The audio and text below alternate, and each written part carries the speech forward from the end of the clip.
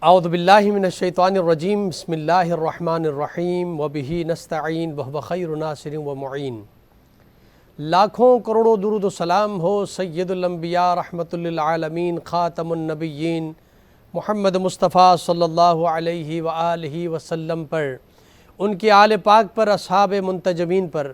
ناظرین کرام، پروگرام نذرانہ عقیدت میں آپ کا میزبان ڈاکٹر سید مظفر حسین رضوی آپ کی خدمت میں حاضر ہے۔ میری جانب سے آپ تمام محترم ناظرین کی خدمت میں السلام علیکم ورحمۃ اللہ وبرکاتہ۔ ناظرین کرام، اللہ کے نبی صلی اللہ علیہ وآلہ وسلم نے دین اسلام کی ترویج و تبلیغ کا آغاز مکۃ المکرمہ سے فرمایا۔ جیسے ہی آپ نے اعلان فرمایا قولوا لا الہ الا اللہ تفلحوا، یہیں سے آپ کے خلاف جو ہے بغاوت کا سلسلہ شروع ہوا، رکاوٹیں شروع ہوئی، مشکلات کا آغاز ہوا، یہاں تک کہ ایک وقت وہ آیا کہ آپ صلی اللہ علیہ وآلہ وسلم کے جو اصحاب تھے ان کے اوپر ظلم و ستم کے پہاڑ توڑنا شروع کر دیا، اور جب تک حضرت خدیجۃ الکبریٰ سلام اللہ علیہا اور حضرت ابو طالب علیہ السلام موجود تھے، کسی کی جرأت نہیں ہو سکی کہ وہ رسالت مآب تک اپنے ہاتھوں کو آگے بڑھائیں، ان کو تکلیف پہنچا دیں۔ لیکن جب رسالت مآب صلی اللہ علیہ وآلہ وسلم کے چچا حضرت ابو طالب علیہ السلام اور حضرت خدیجۃ الکبریٰ سلام اللہ علیہا اس دنیا سے رخصت ہو گئے، تو اس وقت دشمنوں نے آگے بڑھ کے آپ کے قتل کی جو ہے منصوبہ بندی کی، اور آقا علیہ السلام نے مدینے کی طرف ہجرت فرمائی۔ اور مدینے میں آنے کے بعد بھی یہ کفار مشرکین مکہ یہ چاہتے یہی تھے کہ کسی طرح سے مدینے سے بھی اللہ کے نبی صلی اللہ علیہ وآلہ وسلم کو نکال دیا جائے اور اس دین مبین کی ترویج و تبلیغ کو کسی طرح روک دے۔ لیکن اللہ کے نبی صلی اللہ علیہ وآلہ وسلم نے دین مبین کی ترویج و تبلیغ کا آغاز جو کیا تھا وہ مکے سے کیا تھا، اور مدینہ بہت زرخیز زمین تھی اس حوالے سے، اور مدینے والوں نے ساتھ دیا تھا۔ ایک وقت وہ آیا کہ مسلمانوں کے خلاف ایک باضابطہ پلاننگ کے تحت ایک معرکہ جو جسے جنگ بدر کے نام سے ہم یاد کرتے ہیں، اس سے پہلے بھی کئی سریے اس طرح کے واقعات چھوٹی موٹی جھڑپیں ہو چکی تھیں، لیکن یہ کہ یہ معرکہ جنگ بدر کا یہ اسی رمضان المبارک کے مہینے میں واقع ہوا، اور اللہ کے نبی صلی اللہ علیہ وآلہ وسلم نے اپنے اصحاب کو جمع فرمایا، اور ایک قلیل تعداد میں ہونے کے باوجود ایک کثیر تعداد کے مقابلے میں برسر پیکار ہو گئے، اور اللہ کی مدد شامل حال رہی اور مسلمانوں کو کامیابی نصیب ہوئی۔ آج ہم جنگ بدر کے حوالے سے اپنے اسٹوڈیو میں ممتاز علماء کرام کو مدعو کیا ہے اس موضوع پر گفتگو کے لیے۔ میں مختصر سا تعارف آپ کے سامنے علماء کرام کا پیش کرنا چاہوں گا۔ میرے ساتھ تشریف فرما ہے حجت الاسلام والمسلمین مولانا سید ناصر حسین زیدی صاحب۔ السلام علیکم ورحمۃ اللہ وبرکاتہ۔ وعلیکم السلام ورحمۃ اللہ وبرکاتہ۔ بہت شکریہ آپ ہمارے پروگرام میں تشریف لائے، اور آپ کے ساتھ عالم دین ممتاز عالم دین مفتی محمد زاہد اسلم رضوی صاحب ہمارے ساتھ موجود ہے، اور ان کے ساتھ تیسرے مہمان ہمارے ساتھ مشہور و معروف نعت خواں منقبت خواں سید اوس سجاد زیدی صاحب ہمارے ساتھ موجود ہیں۔ السلام علیکم ورحمۃ اللہ وبرکاتہ۔ بہت شکریہ آپ ہمارے پروگرام میں تشریف لائے، اور سلسلے گفتگو سے پہلے میں چاہوں گا کہ سید اوس سجاد زیدی صاحب آپ ایک نعت سے اس پروگرام کا باقاعدہ آغاز فرمائیے۔ ہم کیا بیان کریں گے فضیلت رسول کی، ہم کیا بیان کریں گے فضیلت رسول کی، عرش بری سے پوچھئے عظمت رسول کی، ہم کیا بیان کریں گے فضیلت رسول کی۔ مکڑی کا جالا غار پہ دیکھا تو یہ کھلا، مکڑی کا جالا غار پہ دیکھا تو یہ کھلا، اللہ کر رہا تھا حفاظت رسول کی، اللہ کر رہا تھا حفاظت رسول کی، ہم کیا بیان کریں گے فضیلت رسول کی۔ اور دیکھیے گا شعر، یوسف نہ رکتے دل میں زلیخا کے ایک پل، یوسف نہ رکتے دل میں زلیخا کے ایک پل، اچھا ہے اس نے دیکھی نا صورت رسول کی، اچھا ہے اس نے دیکھی نا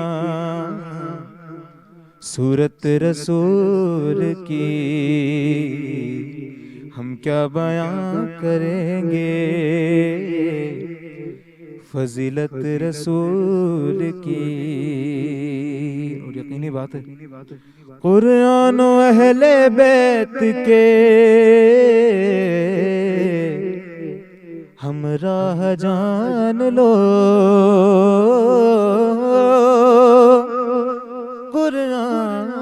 قرآن و اہل بیت کے ہمراہ جان لو، دنیا میں کام آئے گی سنت رسول کی، ہم کیا بیان کریں گے فضیلت رسول کی۔ عرش بری سے پوچھئے عظمت رسول کی۔ سبحان اللہ، بہت خوب آپ نے بارگاہ رسالت باب میں نظرانہ عقیدت پیش کیا۔ میں سلسلے گفتگو کا باقاعدہ آغاز کرنا چاہوں گا اور حجت الاسلام مولانا ناصر حسین صاحب سے سوال آپ کی خدمت میں رکھنا چاہتا ہوں۔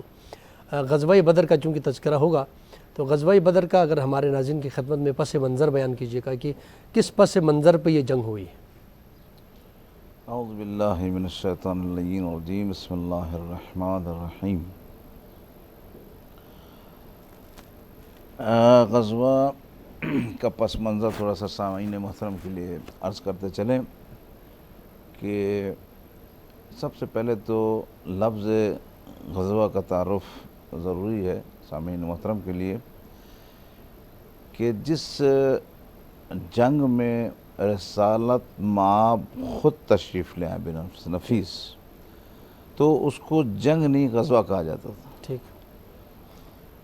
اور ایک اور بات اپنی طرف سے آپ کی خدمت میں عرض کروں کہ جس جنگ میں یا جس حصے میں یا جس پہلو میں رسالت مآب خود تشریف لے جائیں یا خود تشریف لے آئیں تو اس کا مطلب ہے دلیل شرعی ہو گئی۔ سبحان اللہ، صحیح ہے بے شک کہ رسالت مآب خود موجود ہیں، خود چاہ رہے ہیں کہ مسلمان کسی سے جنگ کریں، لڑیں یا جو بھی ان سے صلح کریں، تو اس کا مطلب یہ کہ دلیل شرعی ہمارے پاس موجود ہے مسلمانوں کا کفار کے مقابلے پر آنا۔ تو غزوہ یا ایک لفظ استعمال ہو رہا ہے یہ والا، اسی کے مختلف معنی جو استعمال ہوتے ہیں اس کا پہلو یہی ہے کہ غزوہ اسی جنگ کو کہتے تھے جس میں رسالت مآب خود شریک ہو۔ دوسری جو ایک دو جنگیں ایسی ہیں کہ رسالت مآب خود شریک نہیں ہوئے، جیسے جنگ موتا ہوئی، تو اس میں بنفس نفی شریک نہیں ہوئے لیکن بعض نے ان کو بھی غزوہ کہا گیا۔ اب یہ غزوہ بدر جو کہ ایک ایسی لڑائی تھی جو کہ بدر کے مقام پر ہوئی۔ بدر یہ کہتے مدینے سے 80 کلومیٹر کے فاصلے پر ایک علاقہ ہے، ایک گاؤں ہے جس کا نام بدر ہے، اور بعض یہ کہتے ہیں کہ یہ علاقہ نہیں بلکہ وہاں پر ایک کنواں تھا جس کا نام بدر پڑا تھا۔ اس لیے جنگ کو یہ اسی مقام پر ہوئی اور خود رسالت مآب اس میں شریک تھے، اس وجہ سے اسے غزوہ بدر، اور اس کا پس منظر یہ بھی ہے، یہ 17 رمضان کو جی قرار پائی، 2 ہجری میں، اور روز جمعے کے دن یہ جنگ قرار پائی۔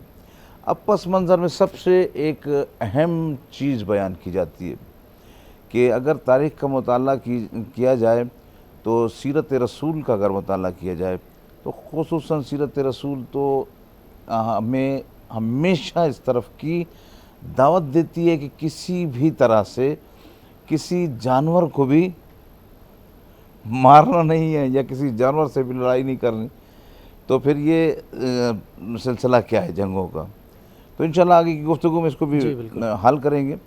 تو اس میں 3 لفظ غزوہ بدر کبریٰ اسے کہا جاتا ہے۔ تو جتنی تاریخ کتابیں لکھی گئیں غزوے کا میں نے بتا دی، جس میں رسالت مآب شریک ہوں، بدر یعنی وہ مقام جہاں پر ایک کنواں تھا یا یہ گاؤں تھا، اور 17 رمضان المبارک کو ہوئی اور 2 ہجری میں ہوئی، اور روز جمعے کو یہ قرار پائی۔ یقیناً قبلہ اس میں چونکہ اہمیت اس کی زیادہ اس لیے ہو رہی کہ اسلام کا پہلا معرکہ قرار دیا جاتا ہے۔ ویسے اس سے پہلے میں نے گزارش بھی کی تھی، آپ بھی فرما رہے تھے کہ کچھ ایسی جھڑپیں چھوٹی موٹی جنگیں ہوتی رہی ہیں، لیکن یہ کہ یہ باضابطہ طور پہ جس کا ذکر قرآن مجید کے اندر سورہ انفال میں اس کا تذکرہ آیا، اور اس کے لیے باضابطہ یوم الفرقان کا لفظ آیا کہ جنگ بدر کا، اور چونکہ اس میں اس کی اہمیت اس سے بھی زیادہ تھی کہ ادھر سے ابو جہل اپنا لشکر جو لے کر آیا تھا، وہ ابو جہل بھی یہ اعلان کر رہا تھا کہ حق اور باطل کا پتہ چلے گا، کہ آج حق اور باطل کا معرکہ کا پتہ چل جائے گا کہ کون حق پر ہے، چونکہ وہ اپنی تعداد پر گھمنڈ کر رہا تھا۔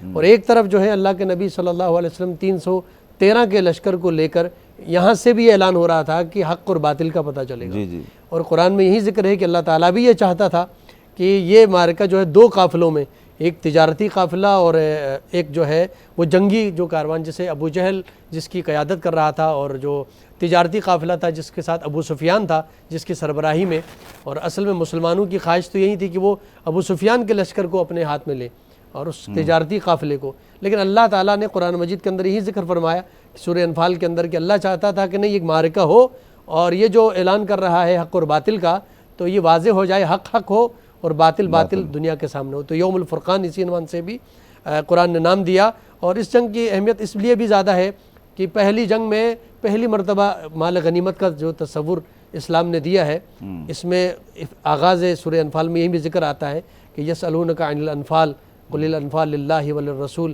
تو مسلمان غالب مال غنیمت کے اوپر بھی بات کر رہے تھے کہ جو کچھ وہ لے کر آئے تھے اس پہ ایک دوسرے کی نگاہیں تھیں کہ بھائی یہ چیز میں لے کر آیا ہوں تو میں لے کے جاؤں گا۔ تو ایک فیصلہ یہاں پر اس معرکے کے اندر بدر میں یہ بھی ہو رہا تھا۔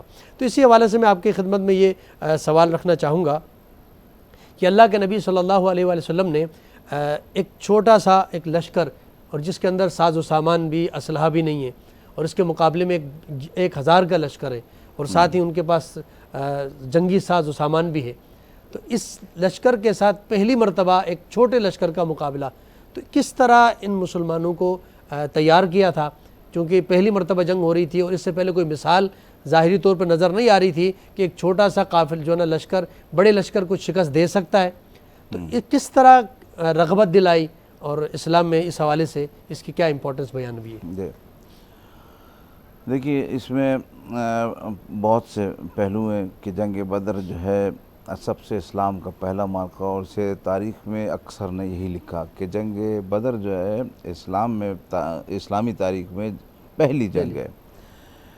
تو ابھی جیسے آپ نے عرض کیا کہ اس سے پہلے کچھ نہ کچھ پس منظر بنتے رہے کھیل کے، کوئی بھی جنگ ہوتی ہے، چاہے وہ آپ بارڈرز کی جنگ لے لیجئے، زمانہ رسول کی جنگ لے لیجئے، یا گھریلو جنگ لے لیجئے، صحیح ٹھیک ہے، آج کل بارڈر کی جنگ اور وہ تو اتنی زیادہ نہیں ہے، گھریلو جنگیں زیادہ، تو ہر جنگ میں پس منظر ضروری ہوتا ہے کہ بات کیا ہے، کس بات پہ اڑ گئے ہیں، کیا وجوہات ہیں، ٹھیک ہے۔ تو اس میں جو ہے اکثر رسالت مآب مسلمانوں کو تبلیغ یہ کیا کرتے تھے کہ اعتماد اللہ پہ سب سے پہلے ہونا چاہیے، اور اللہ کے اعتماد کا مطلب یہ ہے کہ تم اللہ کے لیے کام شروع کرو، اللہ تمہارے لیے کام تمہاری مدد کرے گا۔ تو جنگ بدر میں سب سے زیادہ پہلے رسول نے مسلمانوں کو یہ ثابت کیا، کافروں کو نہیں، پہلے مسلمانوں کو یہ ثابت کیا کہ دیکھو اللہ ہمارے ساتھ ہے۔ اور یہی ایک سب سے بڑا مشکل مرحلہ تھا۔ مثلا میں کہتا رہوں کہ میں یہ کام کرتا ہوں، میں یہ کام کرتا ہوں، آپ کہیں گے کر کے تو دکھائیے، جی ٹھیک ہے۔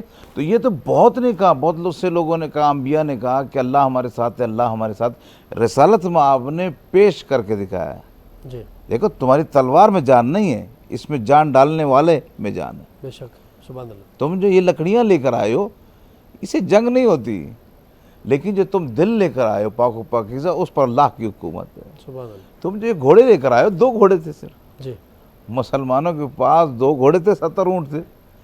یہ تعداد کوئی جنگ کی تعداد نہیں ہے، لیکن جس کے پاس اللہ کی طاقت ہو وہ اس تعداد سے بھی جنگ کر سکتا ہے۔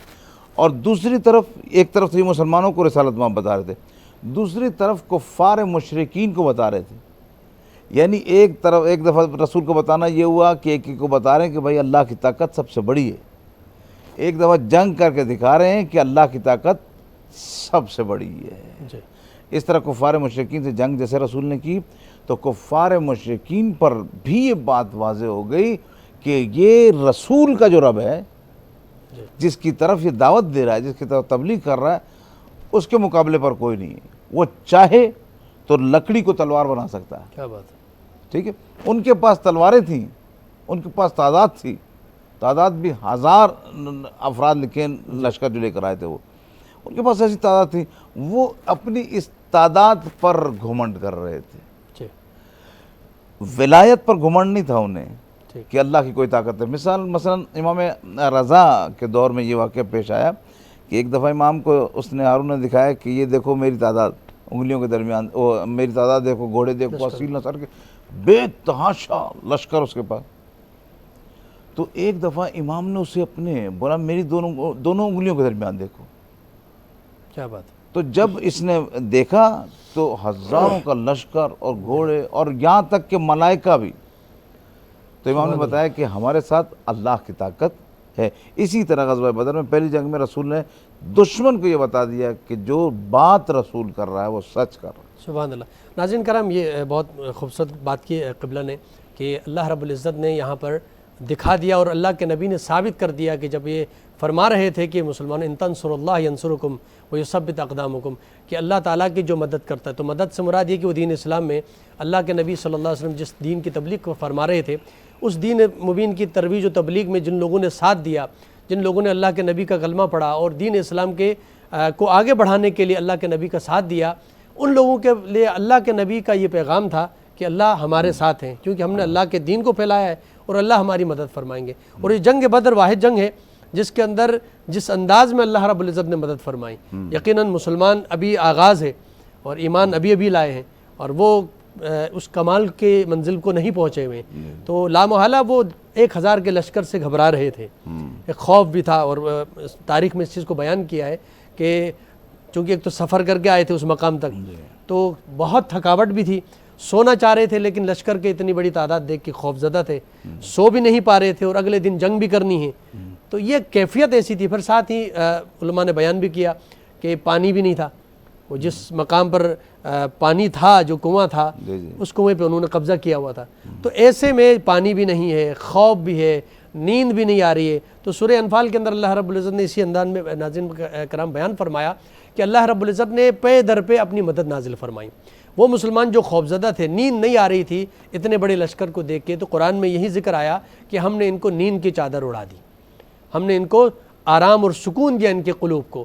اس کے بعد پھر ان کے پاس پانی نہیں تھا، تو قرآن میں سورہ انفال میں ذکر آیا کہ ہم نے بارش برسائی، اور بارش بھی اس انداز میں کہ جس مقام پر کفار موجود تھے، کافر تھے، اس مقام پر کیچڑ بن گیا کیونکہ وہ ریتیلی زمین پہ تھے، اور جس مقام پر مسلمان تھے وہ چٹان جیسی زمین تھی، وہاں اور مضبوط ہو گئی۔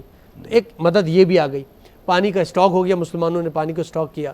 اس کے بعد جو ہے ایک بڑی مدد جو اس جنگ بدر کے اندر قرآن مجید کے اندر بیان ہوا کہ 1000 کا لشکر جو ہے فرشتوں کا آیا، جبکہ پریکٹیکلی فرشتوں نے عملی طور پہ جنگ میں حصہ نہیں لیا، لیکن یہ کہ دکھایا ضرور ناظرین کرام کہ مسلمانوں کی مدد کے لیے 1000 کا لشکر آیا۔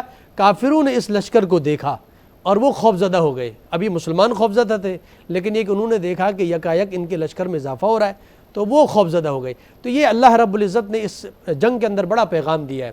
آج بھی اگر ہم مسلمان اللہ پر سچے دل سے ایمان لے آئیں، اللہ کے نبی کی سچے دل سے اطاعت کریں تو وہ دن دور نہیں ہے. آج بھی ہم تمام دنیا پر ادیان پر اسلام غالب لا سکتے ہیں. آج اگر دنیا میں دیکھتے ہیں کہ دنیا بھر میں چاہے فلسطین ہو، چاہے کشمیر ہو، چاہے افغانستان ہو، چاہے انڈیا کے مسلمان ہو، جگہ جگہ مسلمان جو ہے وہ مشکلات کا شکار ہیں.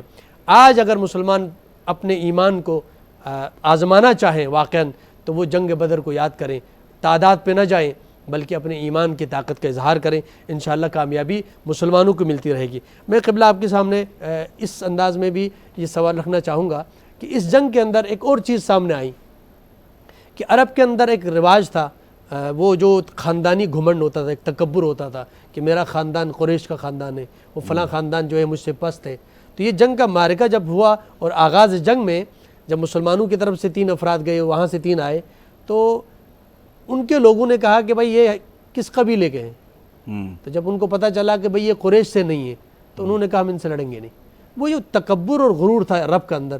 تو اس کے حوالے سے ہمارے ناظرین کو یہ آج جتنی جنگیں ہوئی نا تو اس میں یہ رجز کہا جاتا ہے. عربی میں کہتے ہیں کہ وہ اپنی کچھ لڑنے والا آ کر اپنی صفات بتاتا تھا. جی ٹھیک ہے، تو اسی طرح سے آپ کو بھی رجز پڑھنا پڑتا تھا، آپ بھی اپنی صفات بتاتے تھے. تو سامنے والا یہ فیصلہ کر سکتا تھا کہ یہ اس کیٹیگری کے لوگ ہیں یا نہیں ہیں. ٹھیک. مثلاً مولا علی نے اپنا نام جب بیان کیا کہ میری ماں نے میرا نام حیدر رکھا ہے تو سامنے والے نے فوراً اس کے ذہن میں گھما کہ ماں نے کہا تھا حیدر سے لڑنا نہیں. اب جب یہ مسلمان سامنے گئے، 3 مسلمان جو گئے اور انہوں نے رجز پڑھا تو وہ سمجھ گئے کہ بہادر تو ہم لوگ ہیں، مسلمان ہمارا کیا کر لیں گے. ٹھیک. صحیح. انہوں نے یہ بات فیصلہ کر لیا کہ یہ ان کا کوئی قبیلہ خاص نہیں، وہی مسلمان ہے اور ہمارے پاس تعداد زیادہ ہے، ہمارے پاس تلواریں زیادہ ہیں، ہمارے پاس گھوڑے زیادہ ہیں. ٹھیک ہے. ایک یہ مسئلہ تھا کہ وہ چاہتے ہوئے بھی کہ اس جنگ کو ہم جیتیں گے اور انہیں 100% یقین تھا. ٹھیک ہے، یقین سے آئے تھے وہ یقین سے آئے تھے. کون؟ کفار مشرک. یہاں پر بریک کا وقت ہوتا ہے. ناظرین کرام ایک مختصر سا بریک لیتے ہیں، بریک کے بعد آپ کی خدمت میں حاضر ہوتے ہیں. ہمارے ساتھ رہیے گا.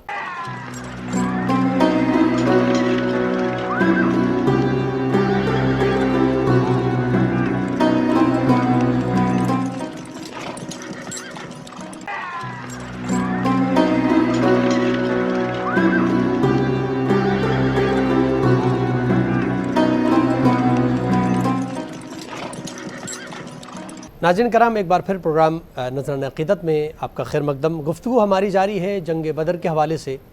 اسلام کا یہ پہلا معرکہ جس میں اللہ کے نبی صلی اللہ علیہ وسلم میں ایک مختصر سے لشکر کے ساتھ کفار کا ایک بہت بڑا لشکر 1000 کے لشکر سے مقابلہ ہوا. اس حوالے سے گفتگو جاری ہے اور بریک سے پہلے قبلہ حجت الاسلام والمسلمین علامہ ناصر حسین زیدی صاحب گفتگو فرما رہے تھے. میں مفتی صاحب کی خدمت میں سوال رکھنا چاہتا ہوں کہ یہ جو معرکہ ہوا اور میدان جنگ میں جب یہ دونوں طرف سے لشکر آمنا سامنا ہوا، اور ابھی قبلہ سے بھی یہ سوال میں کر رہا تھا، اس سلسلے کو آگے بڑھائیں آپ، کہ وہاں سے جو قافلہ ان کے افراد آ رہے تھے وہ یہ کہہ رہے تھے کہ بھائی ہمارے مقابلے کا کسی کو بھیجیے گا، ہم قریش خاندان کے ہیں، ہمارا خاندان بہت بڑا ہے اور افضل خاندان ہے، اور یہ جو آپ نے بھیجے ہیں اللہ کے نبی نے یہ ہمارے لیول کے لوگ نہیں ہیں. کیا بسم اللہ الرحمن الرحیم نحمدہ ونصلی علی رسول الکریم. یا ایھا النبی حرض المؤمنین علی القتال ان یکم منکم 20 صابرون یغلبوا 200. ڈاکٹر صاحب یہ اسلام اور کفر کا پہلا معرکہ ہے جو کہ کفار قریش جو ہے اپنے آپ کو بہت بڑا تصور کرتے تھے اور یہ ان کی بدماشیاں بڑے عروج پر تھیں. اس کا جو پس منظر ہمیں ملتا ہے وہ یہ ہے کہ جب اسلام شروع کا دور تھا، اسلام کا غربت کا دور تھا، تو اس وقت یہ جو بڑے بڑے کفار تھے، بڑے بڑے سردار تھے، یہ اسلام کے نام لیوا لوگوں سے بھی نفرت کرتے تھے اور اسلام کو بھی مٹانا چاہتے تھے. اور یہ مسلمانوں سے ان کے جانور یہ ساری چیزیں چھینا جھپٹی کرتے تھے۔ بات یہاں تک پہنچی کہ مسلمان جب تنگ آ گئے تو حضور علیہ الصلوۃ والسلام نے فرمایا اب جو مدینہ کی طرف چلتے ہیں۔ اچھا جب مدینہ پہنچ گئے تو ان کی بدماشی ان کے گھروں تک بھی پہنچ گئے، گھروں میں جاتے تھے، وہاں سے مال لوٹ کر واپس آ جاتے تھے۔ تو حضور کو جب پتہ چلا کہ ابو سفیان جو ہے شام سے مدینہ کی طرف قافلہ لے کر آ رہا ہے، تو میرے آقا نے فرمایا کہ آج ان کو ہم بتانا چاہتے ہیں کہ ہمارے بازوں میں بھی قوت ہے اور اسلام اپنے ماننے والوں کو کبھی تنہا اور رسوا نہیں کرتا۔ تو پھر اس وقت جو لشکر تھا میرے آقا کا، تو انہوں نے اس کا جو ابو سفیان کا لشکر تھا اس کا سامنا کیا۔ تو ابو سفیان کو راستے سے پتہ چل گیا کہ محمدی لشکر جو آ رہا ہے، تو اس نے اپنا بچاؤ کرتے ہوئے پیچھے ان کو پیغام مت پہنچا دیا ابو جہل کو کہ جی میں بالکل خیر و عافیت سے آ گیا ہوں، اب تم واپس چلے جاؤ۔ تو جو ابو جہل تھا اس نے یہ کہا کہ اب واپس نہیں جانا، اب اسلام کو آج ختم کر کے جانا ہے اور ہم نے ان کو نیست و نابود کر کے جانا ہے۔ تو پھر اس وقت میرے آقا نے ان سے مشورہ کیا صحابہ سے کہ کرنا کیا ہے۔ تو وہ مختصر سے لشکر نے جس کے اندر جو ہے بچے بھی تھے بڑے بھی تھے، تو انہوں نے یہ عرض کیا کہ یا رسول اللہ ہم تو کافی عرصے سے انتظار میں کہ آپ کا حکم اور ہم ان کا خاتمہ کر دیں۔ ان کا جذبہ دیکھے تو جب وہ اس لشکر کے مقابلے کے لیے نکل رہے تھے 313 کی تعداد میں مدینہ سے، تو دکانوں پہ بیٹھے یہودی اور عیسائی ان کو بڑی حیرت کے ساتھ تک رہے تھے، دیکھ رہے تھے کہ یار تمہیں کس چیز پہ مان ہے، تمہیں کس چیز پہ بھروسہ ہے، کس توکل پہ جا رہے ہو، نہ تمہارے پاس کوئی سواری ہے نہ تمہارے پاس کوئی آلات حرب ہیں، کہ آخر کیا کرنے جا رہے ہو۔ تو صحابہ نے اشارہ کیا، میرے آقا اپنی کملی والی چادر اوڑے آگے آگے تشریف لے کے جا رہے تھے۔ تو صحابہ کرام نے جواب دیا کہ نہ تیغ و تیر پر تکیا، نہ خنجر پر، نہ بھالے پر، ہمیں تو بس آسرا ہے فقط سادی سی کالی کملی والے پر۔ انہوں نے اشارہ کیا کہ جو حضور کا حکم ہوگا ہم وہی کریں گے۔ تو پھر جو وہاں سے اس لشکر کو لے کر آئے تو ادھر سے ابو جہل، عتبہ، شیبہ، انہوں نے اس جگہ کا پہلے ہی محاصرہ کر لیا تھا، اس کو گھیرے میں لے رکھا تھا۔ وہاں پہ جو جگہ ریتلی تھی، زمین تھی، اس کو محمدی قافلے کے لیے چھوڑ دیا تھا، اور جو جگہ آبادی والی تھی، جس جگہ پہ ذرا مطلب یہ ہے کہ ٹھنڈک محسوس ہوئی، ان کو فائدہ مند جگہ محسوس ہوئی، کنوؤں کو گھیر لیا، ہر چیز کو گھیر لیا۔ پھر میرے آقا نے ان سے مشورہ کیا بھائی کرنا کیا ہے۔ عرض کرتے ہیں کہ یا رسول اللہ جو آپ کا حکم ہوگا، یہ تو ایک جان ہے، ہم تو اپنی ہزاروں جانیں قربان کر دیں گے۔ تو اس واقعے کا بڑی خوبصورتی کے ساتھ اللہ نے سورۃ الانفال میں ذکر کیا۔ اللہ فرماتے ہیں کما اخرجک ربک من بیتک بالحق وان فریقا من المؤمنین لکارہون، کہ جب وہ نکلے اپنے گھروں سے تو پھر آگے بات یہ ہے کہ ابو جہل نے یہ کہا تھا کہ ہم نے جیت جانا، مقابلہ تو ہونا ہی نہیں ہے، بھائی یہ کہ ہم عیاشیاں کریں گے، اونٹ ذبح کریں گے، گانے بجائیں گے، یہاں پر لڑکیاں نہ جائیں گے، ہم اس طریقے سے مطلب یہ ہے کہ ایک فتح کا جشن منائیں گے۔ اور ادھر محمدی قافلے والے آ رہے تھے، میرے آقا نے تو ہمیشہ نمازیں پڑھی، سجدے میں تھے میرے آقا نے ان کو پہلے بتا دیا تھا کہ اللہ نے مجھ سے وعدہ کر دیا ہے کہ تمہارا کام ہے توکل اور یقین کے ساتھ میدان میں جانا۔ فرمایا کہ بدر میں جانا تمہارا کام ہے، پھر مدد فرمانا عرش کے رب کا کام ہے۔ سبحان اللہ۔ تو اس جگہ پر پھر جب یہ صحابہ کا مجمع وہاں پر پہنچ گیا، 313 کی تعداد ہے، ادھر نمازیں جاری ہیں، سجدے جاری ہیں، اور پھر مولا علی رضی اللہ تعالیٰ عنہ راوی ہیں اس بات کے، حضور علیہ الصلوۃ والسلام نے پہلے اپنے اہل بیت کو تیار کیا، فرمایا کہ میرے گھر والے پہلے جائیں گے۔ کبھی مولا علی جاتے ہیں، مولا علی رضی اللہ تعالیٰ عنہ فرماتے ہیں جب میں مقابلے کے لیے گیا تو آپ ہر وار پہ جاتے تھے، آپ کی حیدری، آپ کی جو ذوالفقار تھی اس سے آپ ایک وار کرتے تھے تو سامنے کافر کا سر تن سے جدا ہو جاتا تھا، اور پھر مولا علی واپس مڑ کر آتے تھے۔ یہ بات جو امام زرقانی نے بڑی خوبصورت لکھی ہے اور سیرت ابن ہشام کے اندر موجود ہے، تاریخ اسلام میں موجود ہے۔ تو مولا علی حضور کا چہرہ تکنے کے لیے آتے تھے، آپ فرماتے جب میں نے دیکھا تو حضور مجھے نظر نہ آئے، پھر جب میں نے دیکھا تو حضور سجدے میں تھے، اور ہمارے نبی یہ دعا کر رہے تھے کہ یا حی یا قیوم، یا حی یا قیوم۔ آپ فرماتے ہیں میں اس حالت کو دیکھ کر پھر آگے اپنے ذوالفقار لے کر اور اپنا حیدری لہجہ اور شجاعت و بہادری کے ساتھ آپ نے پھر کفر کا خاتمہ کیا، پھر واپس آئے نبی کا چہرہ تکنے کے لیے۔ تو اسی طریقے سے آپ فرماتے ہیں جب میں تیسری مرتبہ آیا تو میرے آقا پڑھ رہے تھے برحمتک استغیث، برحمتک استغیث۔ تو اس طریقے سے مولا علی رضی اللہ تعالیٰ عنہ اور دیگر صحابہ نے وہاں پر کفر کا مقابلہ کیا، اور اس جگہ پہ کافروں کے اگرچہ 1000 کی تعداد تھی لیکن ادھر 313 ان پر بھاری آ گئے تھے، کیونکہ اللہ نے ان سے مدد کا وعدہ کیا تھا، وَلَقَدْ نَصْرَكُمُ اللَّهُ بِبَدْرٍ وَأَنْتُمْ أَذِلَّةٌ إِذْ تَقُولُ لِلْمُؤْمِنِينَ أَلَنْ يَكْفِيَكُمْ أَنْ يُمِدَّكُمْ رَبُّكُمْ ب3,000 کہ محبوب ہم 3000 فرشتے بھیجیں گے۔ محبوب پھر آگے فرمایا اِذْ يُمْدِدْكُمْ رَبُّكُمْ ب5,000، پھر 5000 فرشتوں کو لڑنا نہیں آتا، اللہ نے ان کو سکھایا۔ اللہ تعالیٰ نے فرمایا اِذْ يُوحِي رَبُّكَ إِلَى الْمَلَائِكَةِ إِنِّي مَعَكُمْ، اللہ کے بارگاہ میں محبوب نے عرض کی کہ مالک تو فرماتا تھا کہ میں بھی آؤں گا، اللہ نے فرمایا انی معکم، محبوب ہم نے ان اپنا فرشتوں کو بھیجا، اب ان کے ساتھ ساتھ اب ہم بھی ہیں۔ اللہ نے پھر ان کو طریقہ سکھایا، وہ کیا تھا فی قل الرب فاضربوا فوق الاعناق واضربوا منهم كل بنان، اے فرشتوں ان کی گردنیں اڑاؤ۔ قبلہ حجت الاسلام، آپ کی خدمت میں سوال رکھنا چاہوں گا کہ اللہ کے نبی صلی اللہ علیہ وسلم نے اس معرکے کے اندر کامیابی حاصل فرمائی، اور اس کے بعد کچھ لوگوں کو قیدی بنا لیا، یہ بھی چونکہ پہلی مرتبہ ہو رہا تھا تو ایک بڑے پیغامات ہیں اس جنگ کے اندر اسلام کے لیے، مسلمانوں کے لیے، پوری انسانیت کے لیے. تو وہ جن کو قیدی بنا کے مسلمانوں نے اس جنگ بدر میں لایا، ان کے ساتھ کیا برتاؤ رہا اسلام؟ رسالت مآب نے یہ جنگ جب کفار قریش کے ساتھ انجام دی تو جیسا کہ آپ نے فرمایا بڑے پیغامات اس میں، ایک ایک لمحہ پیغام. سب سے پہلے تو دیکھیے میں اس کی طرف اشارہ کروں گا کہ لفظ یہ لشکر جو تھا 313 افراد پر تھا. اچھا یہ بھی آپ یہ دیکھیے کہ تاریخ میں رسالت مآب نے ان کی چھانٹی کی ہے، جو بچے تھے انہیں واپس بھیجا، جو اس قابل نہیں تھے کہ وہ جنگ کر سکیں یا تبلیغ رسول میں اتنا آگے نہیں پہنچے تھے، معرفت کے اس مقام پر نہیں تھے، انہیں بھی رسالت مآب نے آگے بھیجا. لیکن رسالت مآب نے دنیا کو یہ سبق دیا کہ یہ 313 افراد رسالت مآب لے کر گئے. یہ بڑی اہم بات ہے جو میں آپ کی خدمت میں عرض کرنا چاہ رہا ہوں کہ شاید یہ تاریخ میں تو نہیں لکھا ہوا، لیکن ایک ذہن میں آنے والی چیز ہے کہ لفظ 313 رسول نے استعمال کیا اور افراد 313 ہی وہاں پر پہنچے. تو یہ لفظ 313 جو افراد کی صورت میں تھا، اس میں کوئی خاص وجہ تھی. اس میں خاص وجہ یہ تھی کہ یہ اسلام کی پہلی جنگ تھی، کافروں کے مقابلے پر تھی. تو یہ اس لفظ 313 نے مجھے حیران کر دیا کہ یہ لفظ رسول نے یہ عدد کیوں استعمال کیا 313 کا. تو آپ یہ دیکھیے یہی 313 کا لفظ ہمارے 12ویں آقا امام مہدی علیہ السلام کی جانب سے بھی یہ استعمال ہوتا ہے، ان کے ساتھ بھی 313 افراد ہوں گے. تو یہ لفظ 313 میں کچھ خاصیت ہے کہ وہاں پر بھی فتح ہے، یہاں پر بھی فتح ہے. دوسرا یہاں لفظ فرقان استعمال ہوا کہ اس کو جنگ بدر کو جنگ فرقان کہا گیا. کیا مطلب؟ مطلب یہ کہ حق و باطل الگ الگ. ٹھیک ہے. اور امام زمان علیہ السلام کے لیے بھی جو آیت استعمال کی جاتی ہے یا پڑھی جاتی ہے، اس میں سے یہ آیت شمار کی جاتی ہے، زاق الحق جاء الحق وزاق الباطل. حق آ گیا اور باطل مٹ گیا، یعنی حق و باطل کی وہاں بھی بات ہو رہی ہے.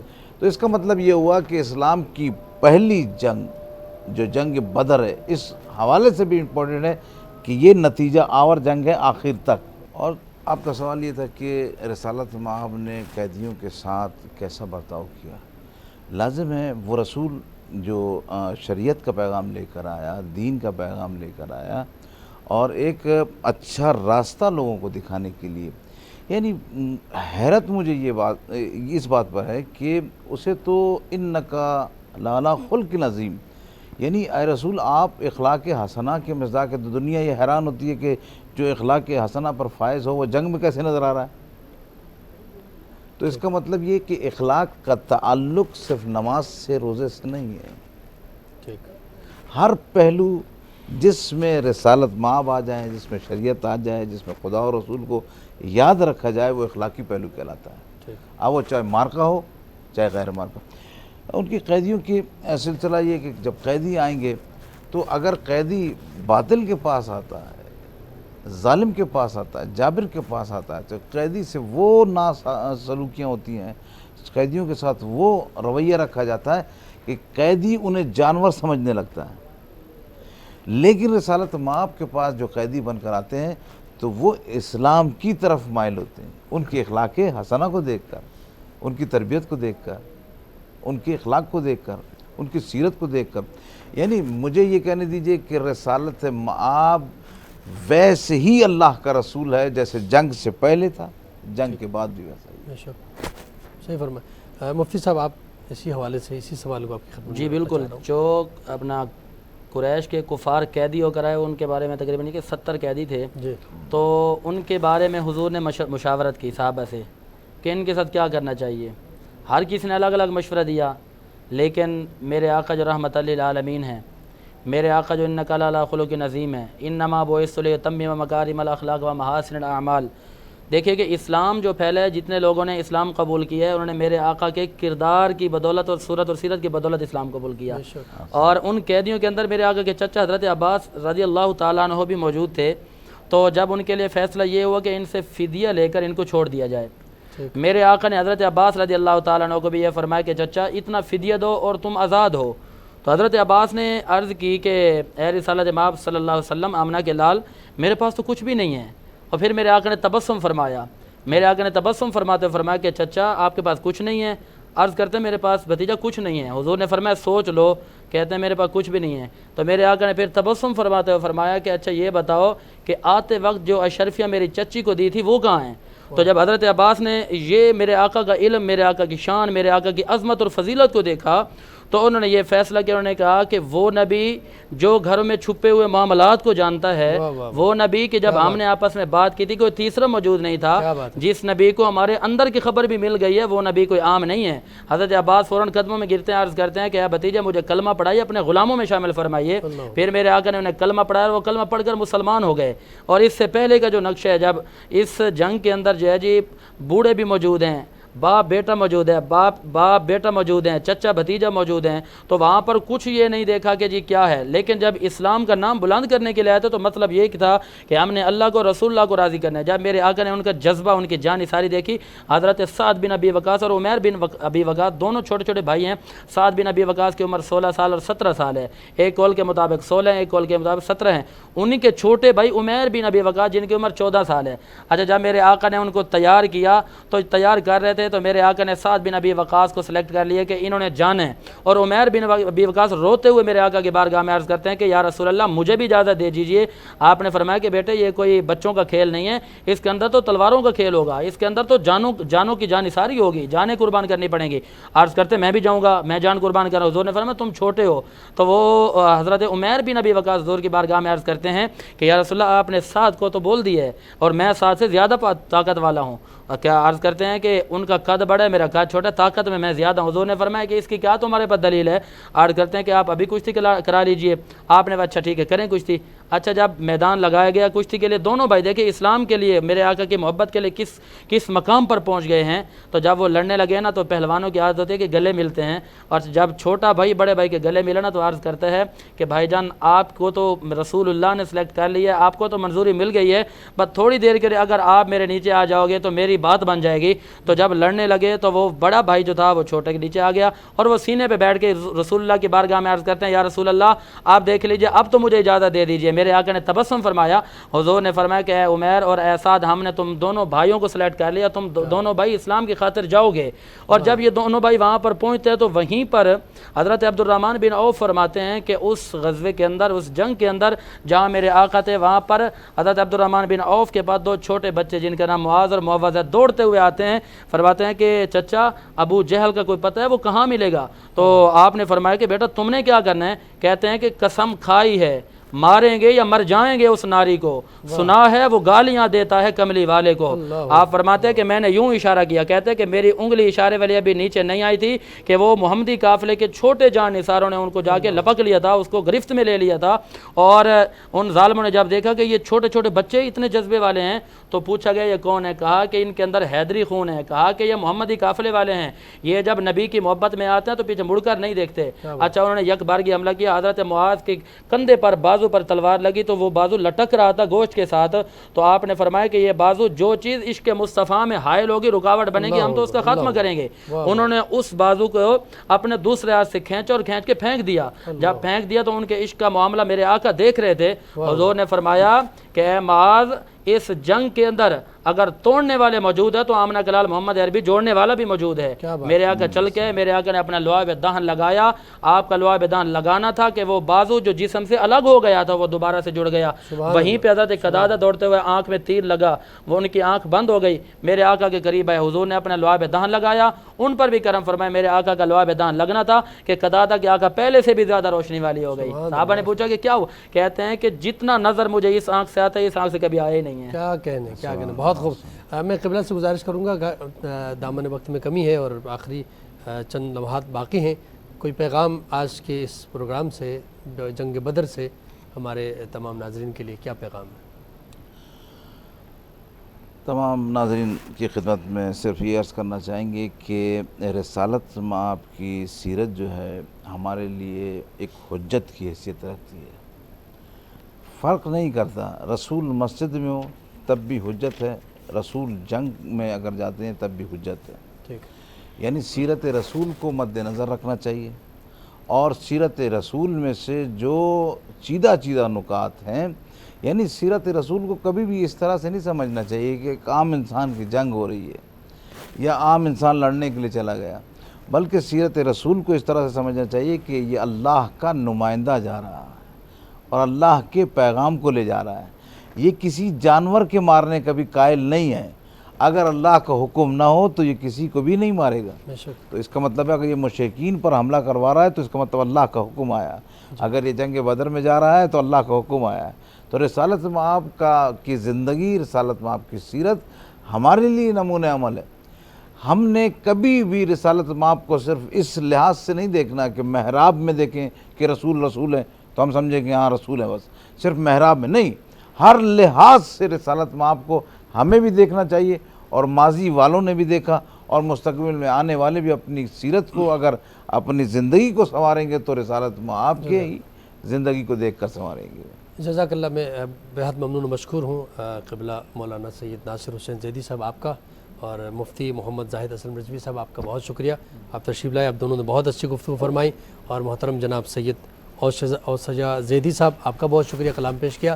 ناظرین کرام، میں یہاں پر اس جنگ بدر سے جو میسیج ہمیں ملتا ہے وہ یہ کہ اللہ کے نبی صلی اللہ علیہ وآلہ وسلم نے جو قیدی آئے تھے ان قیدیوں میں ایک یہ بھی اعلان فرمایا کہ جو پڑھے لکھے ہیں وہ ہمارے بچوں کو جو نہیں پڑھے لکھے ہیں ان کو پڑھائیں گے اور اسی کے بدلے ان کو معاف کر دیا جائے گا.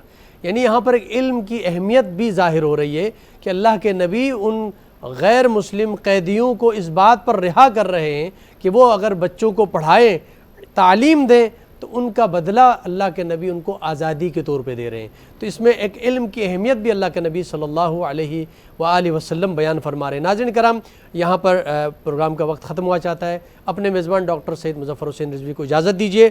جاتے جاتے میں گزارش کروں گا جناب سید اوسجا زیدی صاحب سے کہ بارگاہ امامت میں نذرانہ عقیدت پیش کریں. سر موت کا جھکا ہے میرے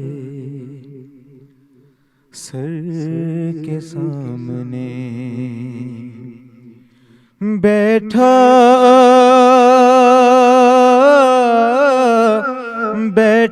ہوا ہوں میں در حیدر کے سامنے. سر موت کا جھکا ہے میرے سر کے سامنے، کیسے رکیں گے ساقی کوثر کے سامنے، کیسے رکیں گے ساقی کوثر کے سامنے. رکتے نہیں جو مالک اشتر کے سامنے. سر موت کا جھکا ہے میرے سر کے سامنے، کہ کیوں رن میں ہنس رہا ہے تیرا لاڈلا رباب، کیوں رن میں ہنس رہا ہے تیرا لاڈلا رباب. کس نے کھلونے رکھ دیے اصغر کے سامنے.